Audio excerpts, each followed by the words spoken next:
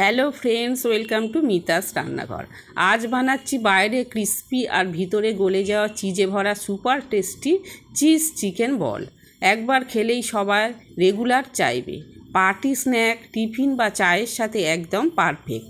চলুন শুরু করি। এখানে আমি বোনলেস চিকেন 300 গ্রাম নিয়েছি। ছোট টুকরো করে কেটে একটা মিক্সার জারের মধ্যে দিয়ে 10 কোয়া রসুন, 1.5 ইঞ্চি আদা, একটা গোটা পেঁয়াজ, 4টে কাঁচা লঙ্কা, 1 কাপ ফ্রেশ ধনেপাতা, একটা ডিম,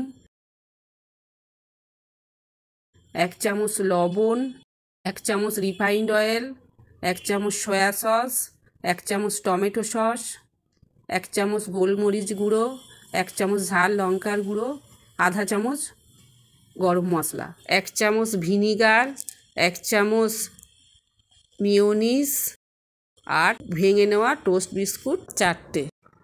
এই আমার পেস্ট করা হয়ে গিয়েছে। একটা বাটির মধ্যে আমি ঢেলে নেব। এখানে চিকেন কিমাটা একটু নরম হয়েছে, সেই জন্য আরও 2 চামচ ব্রেড ক্রাম্ব দিয়ে আমি ভালো করে মিশিয়ে নেব। কিমাটা ঠিকঠাক মেশানো হলে তাহলে বলগুলো তৈরি করতে ঠিকঠাক হবে, হাতে লেগে যাবে না। হাতে একটু অল্প করে তেল মাখিয়ে নেব, নিয়ে কিমা অল্প করে নিয়ে 2 হাতের সাহায্যে গোল করে নেব।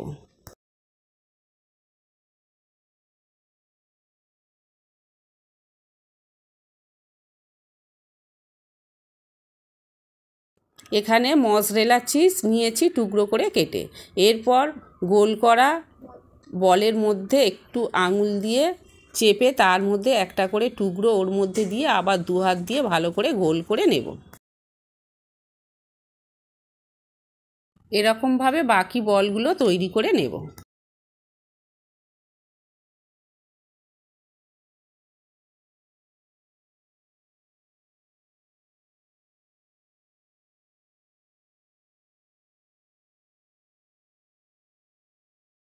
এরপর এগুলো কোট করে নেওয়ার জন্য একটা বাটির মধ্যে 2 চামচ ময়দা ও 2 চামচ কর্নফ্লাওয়ার দিয়ে একটু জল দিয়ে পাতলা করে গুলে নিয়েছি। এরপর একটা করে চিকেন বল এই গুলে রাখা ময়দা কর্নফ্লাওয়ারের মধ্যে দিয়ে ভালো করে ডুবিয়ে ব্রেড ক্রাম্বের মধ্যে দিয়ে ভালো করে মিশিয়ে নেব। বাকি চিকেন বলগুলো এভাবেই কোট করে নেব।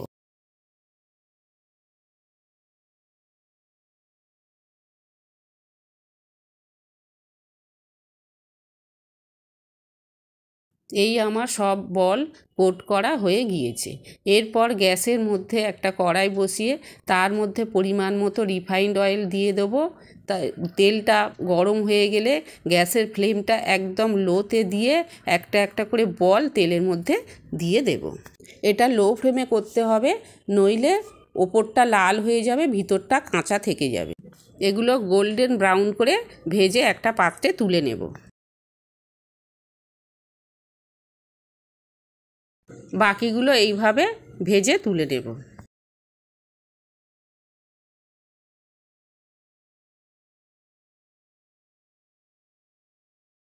এই আমাদের চিজ চিকেন বল তৈরি হয়ে গিয়েছে।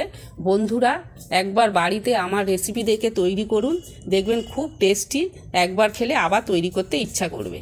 যদি ভালো লাগে তাহলে লাইক, শেয়ার, কমেন্ট ও সাবস্ক্রাইব করবেন। আবার দেখা হবে নতুন কোনো রেসিপি নিয়ে। ভালো থাকুন, সুস্থ থাকুন, ধন্যবাদ।